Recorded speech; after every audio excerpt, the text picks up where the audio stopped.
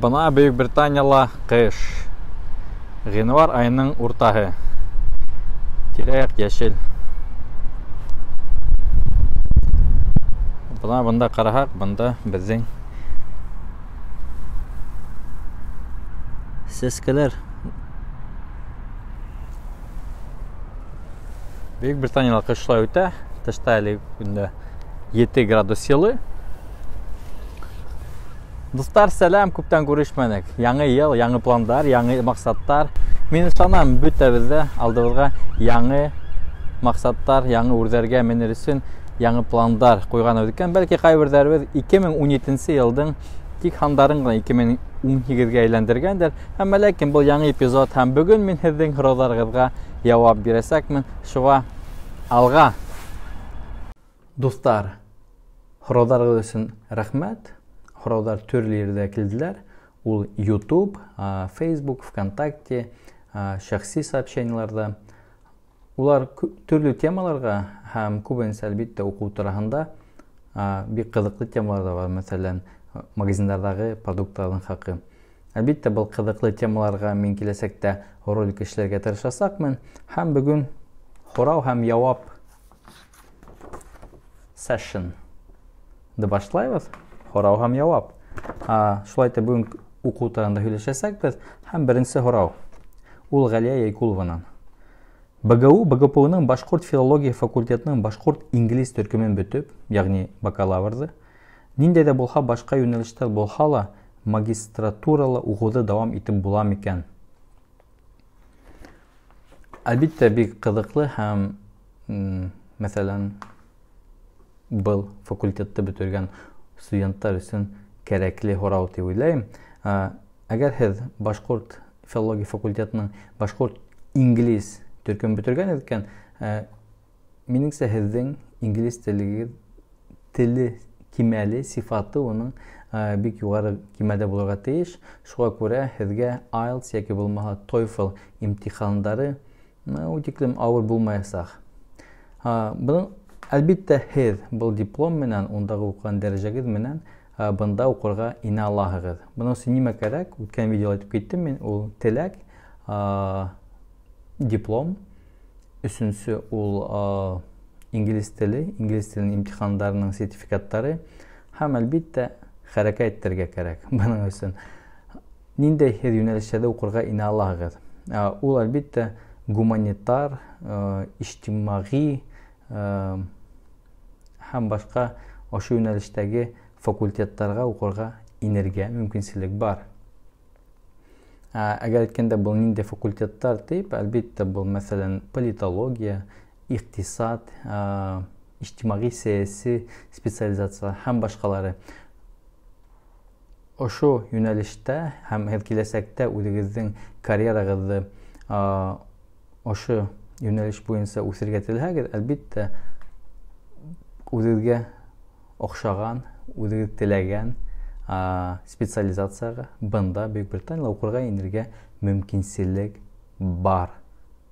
Әлбәттә һез үзегезнең гуманитар белемегез менән һез инженер яки булмаса медицина факультетларына укырга инә алмайсыз.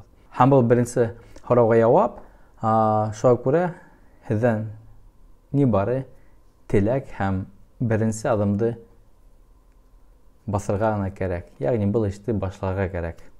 Шулай, икенче сорауга күсәм. Икенче сорау YouTube'та килде. Ул Урал Юнусбаевтан. Хаумы Илсур, бик яхшы видео. Рәхмәт. Фикереңде дәвам итеп бер сорау. Манчестер университетына яки булма башка университетларга магистратурага ингәс, глобаль образование буенча грант алып буламы? Тагы нинди грант алу юлдары бар?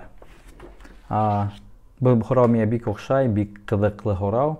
Һәм әлбәттә бында бүтән, ягъни чит илдә укырга теләүче студентларга, яшьләргә бу сораудың җавабы кызыксындыра дип уйлыйм. Шуны әйтергә кирәк, Бөек Британияда уку бик кыйбат. Мәсәлән, әгәр магистратурага укырга инәгез икән, магистратураның тик укудың гына хакы 13,500 фунттан башлана. Безнең акчага күчергәндә ул 1 миллион тирәһе килеп сыга. Бұл тик башлангыч кына. Әгәр һез югары кимәлдәге, ягъни әйткән топ университеттагы барырга теләгән икән, мәсәлән, Оксфорд, Кембридж, унда кайбер специализациялар, кайбер факультетларның хактары 35-40 мең фунтка барып итә ала. Шуңа күрә бик кыйбат бында укырга һәм бында укырга ингән студентларның күбеһе үзләренең илләрендә яки булмаса бында университетлардан гранттар, стипендиялар эзләйдәр. Глобальное образование турында нимә әйтергә теләйм? Глобальное образование ул Россия Федерацияның федераль грант программаһы, ул 2014 елның декабрендә эшләй башланы һәм бына инде 3 ел эшләп килә. 3 ел бұл программа буенча ел һайын 700 тирәһендәге студенттар сит илләрдә белемнәрен алалар. Һәм бұл грант буенча уларның яшәүләре, укулары, продуктлары һәм башкалары грант буенча акчалата түләнә. Бұл федераль программа буенча. Әгәр без илләрдә әйтсәк, нинди илләрдә укырга була, ул әлбәттә Австралия, Яңа Зеландия, Новая Зеландия ничек була, Япониянан башлап Канада, Америка Кушма Штаттарына тиклемге илләрдә, университетларында укырга мөмкинчелек бар. Әлбәттә, буның өчен һезгә беренчесеннән бұл университетларга, магистратурага, ординатурага, яки булмаса докторантурага укырга инергә кирәк, һәм шул документларны һез Мәскәүдәге бұл программаның операторына ебәрәгез, унан һуң һез 2 миллион 700 меңгә тиклем грант алырга мөмкинчелегез бар. Кызганычка каршы, бұл программа 2025 елга тиклем язылса ла, 2017 елга федераль бюджет бұл программа өчен акча бүлмәгән. Әлеге көндә Россия Федерацияның Мәгариф министрлыгы бұл проблема өстендә эшләй. Минем Алла бирһә, бұл программага бюджеттан акча бүленер дип өметтергәне кала. 2025 елга тимәлгән, әмма 2017 елның адагына тиклем генә акчалары бар иде. 2017-гә акчалары юк.